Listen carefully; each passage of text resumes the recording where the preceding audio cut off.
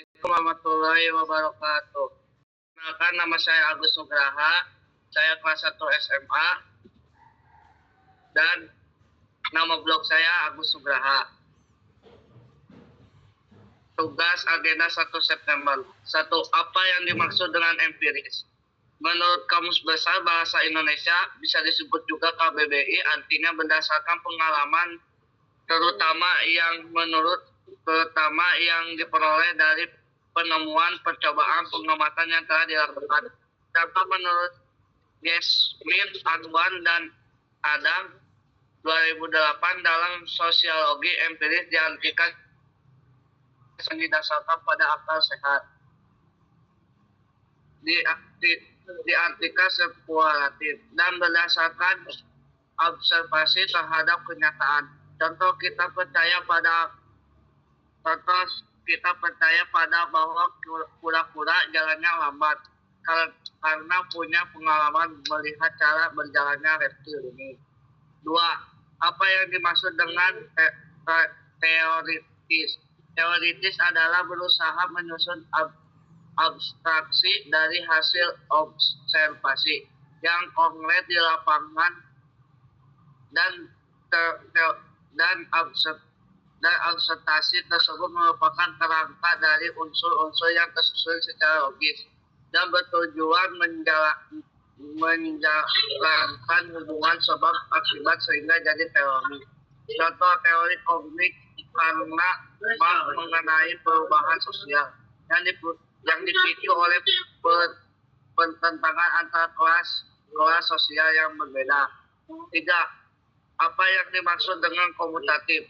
Dalam Kamus Besar Bahasa Indonesia KBBI, kumulatif adalah terdiri dari bagian yang makin bertambah yang bersifat bertumpuk-tumpuk. Artinya teori-teori sosiologi dibentuk atas dasar teori-teori yang sudah ada dalam arti memperbaiki, memperluas, serta memperhalus teori-teori yang lama. Contohnya seperti halnya perkembangan pemahaman masyarakat, perkembangan media sosial, dan sebagainya. 4. Apa yang dimaksud dengan non-etis? Non-etis adalah ilmu yang memandang suatu fakta dari baik atau buruknya, tetapi memandang secara objektif. Contoh penelitian tentang bagaimana kelompok remaja di lingkungan tertentu membentuk norma-norma dan nilai-nilai yang khas dalam interaksi sosial mereka. Oke, alhamdulillah ya Mang Agus sudah menjelaskan. Nah, sekarang Om kita bahas nih yang pertanyaan nomor 1. Nah, apa yang dimaksud dengan empiris? Kata kunci empiris apa, Mang Agus? Berdasarkan pengalaman. Ya, berdasarkan pengalaman, kenyataan, dan tidak spekulatif kan? Berdasarkan kenyataan, pengalaman, dan tidak spekulatif. Nah, di sini jangan lupa di poin nomor 1 tuh Mang Agus. Nah, ada ibaratnya itu masih kosakata yang tipe. Nah, di sini kan ya, nanti dibetulkan saja ya Mang Agus ya. Ini udah betul ya. Jadi berdasarkan akal sehat kenyataan nih. Misalkan kita lihat nih, kita mengamati kura-kura. Kalau kura-kura itu kan jalannya lambat ya Mang Agus ya.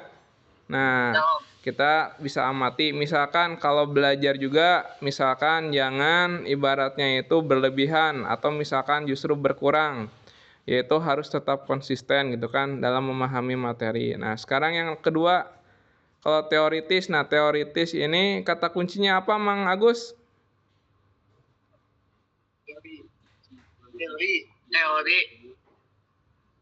Teoritis tuh ibaratnya kata kuncinya teori. Kalau abstrak tuh artinya abstrak itu artinya seperti apa?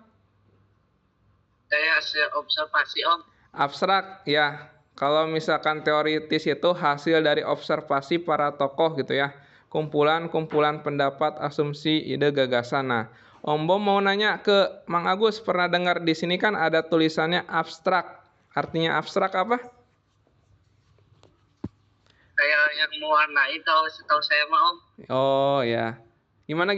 Abstrak itu artinya apa? Acak.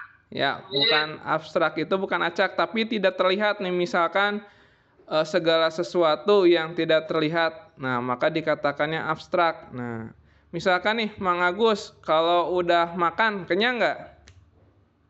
Kenyang. Nah, kenyang kan, kenyangnya nggak kelihatan kan, cuma dapat dirasakan kan ya. Nah, itu seperti itu. Nah, misalkan di sini adalah teorinya tentang Karl Marx tentang proletar dan borjuis dan kapital. Nah, itu tentang pertentangan kelas ya.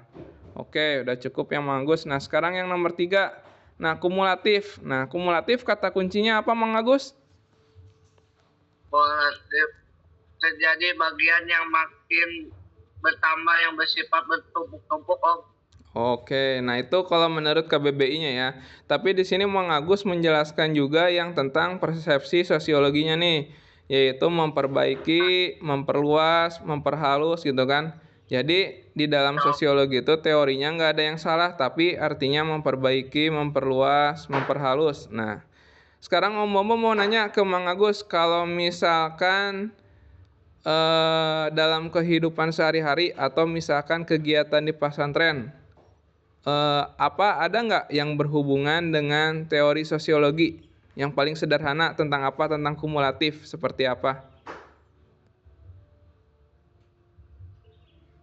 Seperti dalam berbicara, Om, Ya, yang secara ya gimana Mang Agus, seperti dalam berbicara seperti apa? dalam berbicara, dalam mengajar. Oke, nah berbicara misalkan dalam belajar gitu kan. Berbicara mengetahui dulu ibaratnya itu materi apa nih yang kita belajar hari ini gitu ya Mang Agus ya. Terus sumber referensinya dari mana gitu kan. Apakah dari buku, ada yang dari internet gitu kan. Ada juga informasinya mengenai dari IE gitu ya. Oke. Nah, nomor 4. Nah, di sini nomor 4 jangan lupa nih Mang Agus diperbaiki non etis. Jadi ini NOJN ya. Ini salah ketik ya Mang Agus ya. Nah, itu ya. Non etis. Nah, di sini ilmu yang memandang suatu fakta dari tidak melihat ya, justru bukan melihat ya. Bukan melihat baik atau buruknya di sini ya. Nanti ada tambahan ya. Ilmu yang memandang suatu fakta tidak melihat baik atau buruknya, tetapi memandang secara objektif ya, Mang Agus ya. Ya, Oke, nanti ditambahin aja. Oke, cukup ya Mang Agus ya. Untuk ini ya, untuk 4 poin ini nanti kita ke slide berikutnya ya. Coba kita buka slide berikutnya nih Mang Agus nih, yang gambar ini pemberitaan ya tentang Garuda Biru ya. Oke, sok boleh dibuka Mang Agus.